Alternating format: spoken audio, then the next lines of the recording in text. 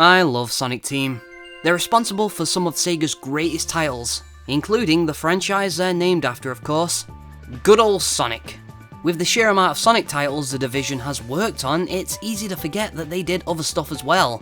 Not only this, but I would argue that they're at their best when the blue blur isn't involved. They have a unique look and feel to their games that is impossible to mistake for anything else. These games are so Sega that even other Sega games don't feel less Sega. They developed one of my favourite games of all time, Nights into Dreams for the Sega Saturn.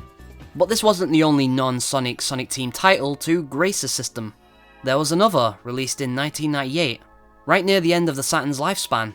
It was called Burning Rangers. It's a game so filled with imagination and great ideas that it could only have come from the same team that worked on Nights. But is it as good as that game? Well, let's find out. Fiddlesticks!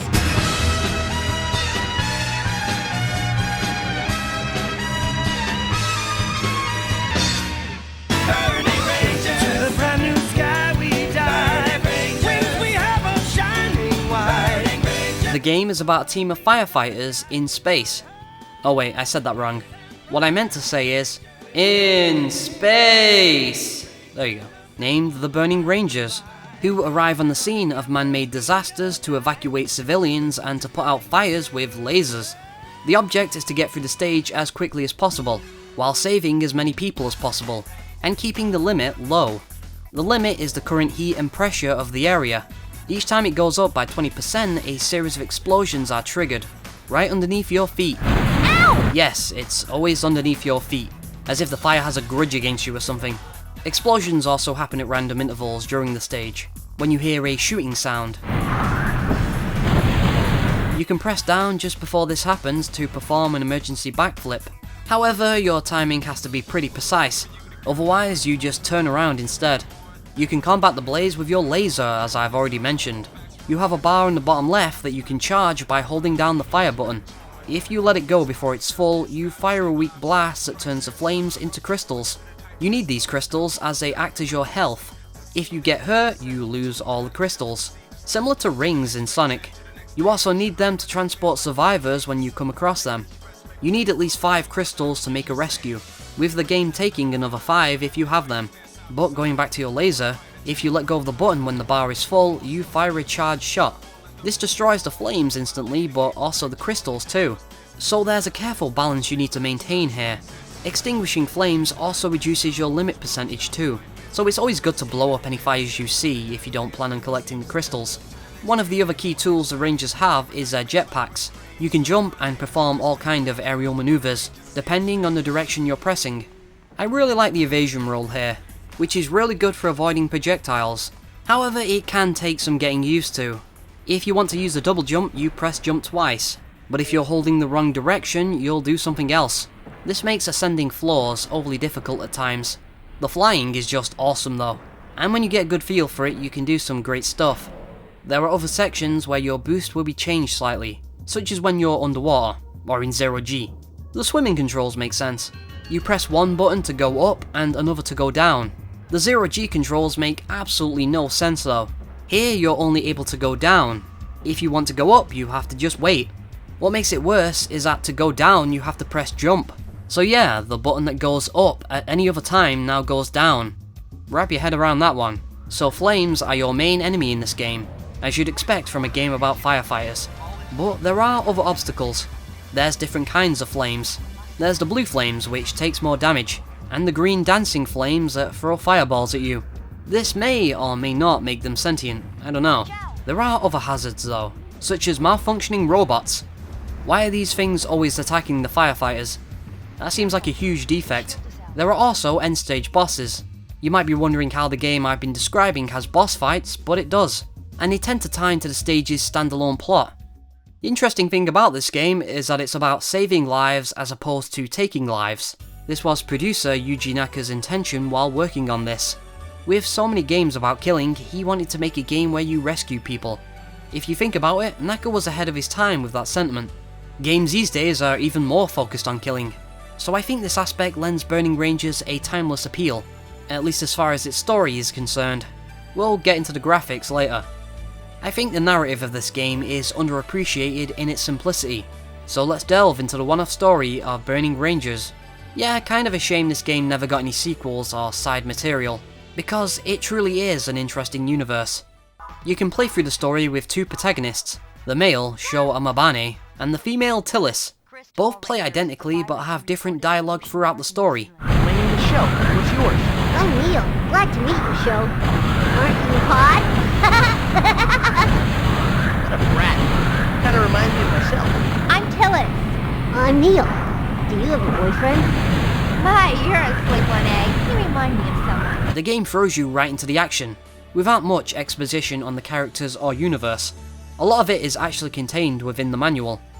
Let's take a look. Remember the 3 prime directives of a Burning Ranger.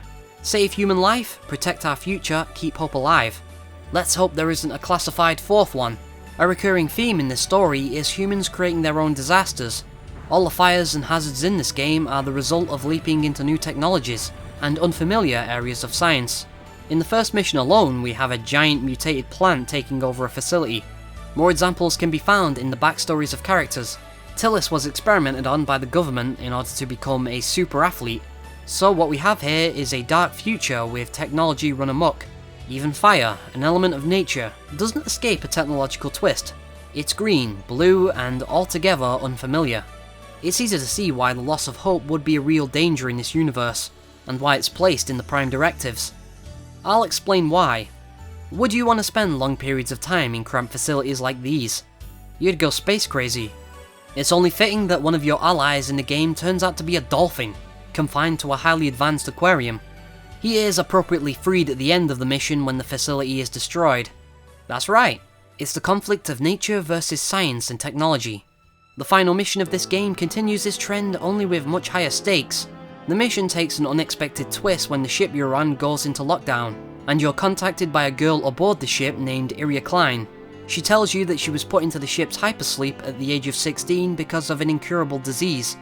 Her father cloned himself into the ship's memory bank in order to watch over her, but something went wrong. The ship's computer evolved, and decided to create a defensive shield around itself, one that no one can destroy from the outside. A transmission was received that told the computer a cure had been found, so it carried out its final order of returning to Earth. That's not good, because now all the debris it collected has the potential to destroy the world.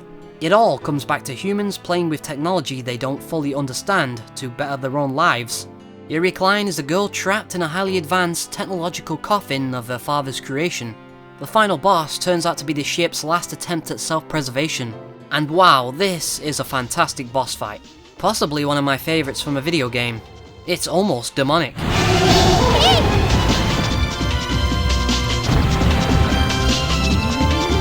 But of course, the Burning Rangers triumph over the twisted AI, and free Iria. There is no real evil in this story. There's no villain.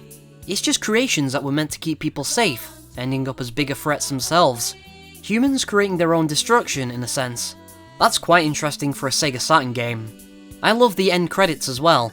After being trapped in claustrophobic facilities for the entire game, we're finally free. You actually get to see greenery. I found it extremely satisfying. Iria becomes a Burning Ranger herself, and continues the trend of rescuing others from their crumbling technological prisons. So that's the story of Burning Rangers. I've heard some people say the last act of the game comes out of nowhere, but if you ask me, it's a perfect climax to the story.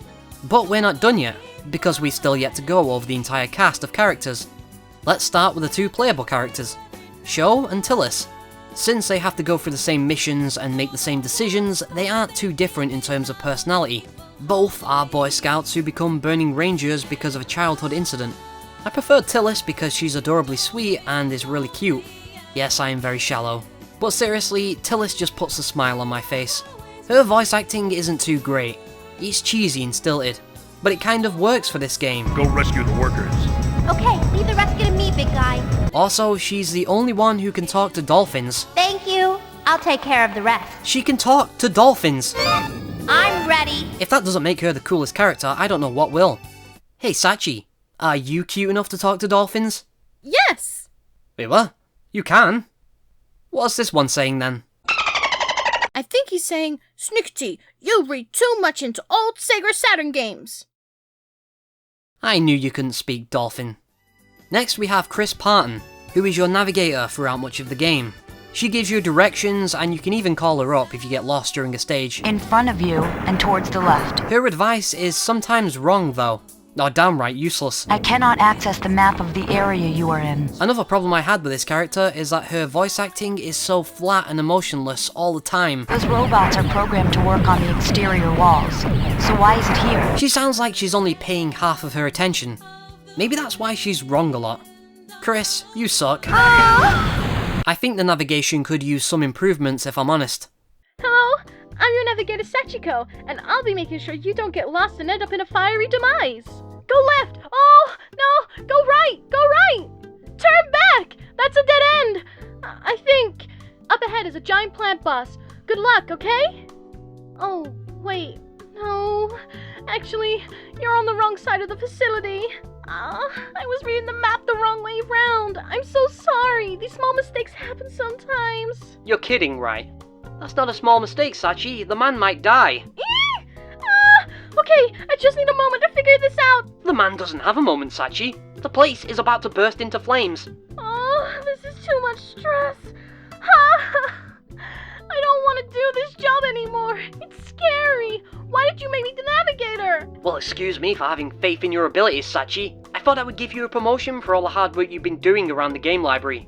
But I guess I was wrong. But I don't want a promotion. I want to go back to being a librarian. I don't want to be responsible for human lives anymore.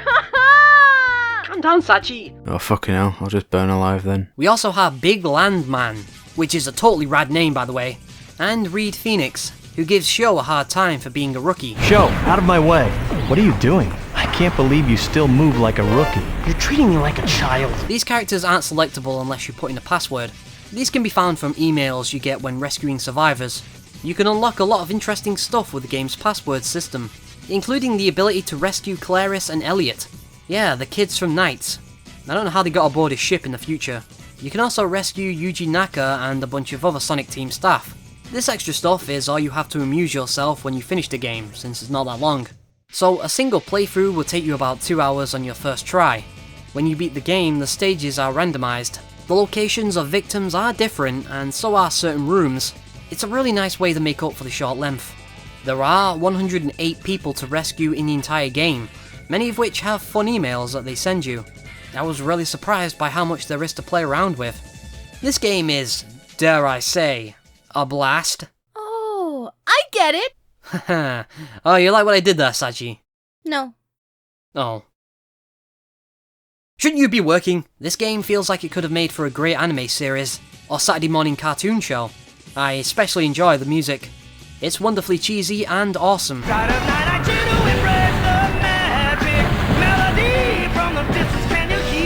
Oh man, it's the kind of stuff that just gets you pumped to play some Burning Rangers. It's just too bad this kind of music isn't used more in the game. The stages themselves are completely devoid of music outside of the boss fights. It's pretty disappointing. And this game isn't even that long, so I don't understand why they couldn't have had more music. You can listen to the game's theme song on a loop if you enter a password, but you also lose the story and navigation, and that song gets grating after 20 minutes, believe me. I do have to question one of the vocal tracks in this game though, because the lyrics are, well, just listen. It's a Burning Rangers rap. Oh man, it's always adorably lame when Sega does rap songs. Who's the one for you to count on? Won't turn from danger from now on. Accept the Burning Rangers that's strong. What does that even mean? What are they, like a religion? Do I have to accept them as my one true savior? Check for yourself, see if the facts wrong. They're ready for trouble on this platform, so they're violating and get your back torn. They arrive late? That's not something to brag about. And what do you mean they get your back torn? Are they going to break my back? They also mention something about justice, which doesn't make any sense since this game isn't about justice. Unless those green flames are sentient. Well, that kind of ruins my analysis from earlier, doesn't it? To the next phase and to the next stage. Giving nightmares like Wes Craig. Wait a minute. Play that part again. Giving nightmares like Wes Craig. Giving nightmares like Wes Crave. Okay, so this is a reference to A Nightmare on Elm Street, directed by Wes Craven. Wes Craven, not Wes Crave. You can't change the man's name to suit your stupid rap. The more I listen to these lyrics, the more confused I get. So violators, you best make way. So violate and express Mike Wave.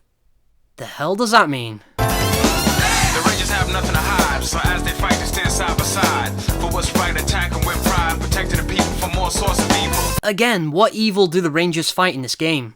They fight fires. Fires! Not evildoers. If you listen to this song, you'd think they were superheroes or something, which I guess is what they were going for. The visuals in this game almost border on ugly at times. There's a lot of bright, strange colours, but it works for the most part. In fact, some parts of the game are extremely pleasing to look at, such as that final boss I mentioned earlier. Sadly, this game is from that era where polygons just weren't there yet. People look like blocks, and there's a lot of graphical glitches. It's hard to tell where the fire is in this three-dimensional space. It's clearly a 2D sprite. You can even see them through walls at times. The walls vanish when the camera hits them, and it can sometimes look too busy for its own good. There are also a lot of sound glitches that can really take you out of the experience. It just feels unfinished in places as well, like they rushed its release. For example, this boss right here isn't able to hurt you with its projectiles. Yeah, you can just stand there, and nothing will happen. This boss gave me quite a bit of trouble at first because I was constantly jumping to avoid these things, but you don't have to. It's pretty bizarre. Oh boy, it was ambitious making this for the Sega Saturn.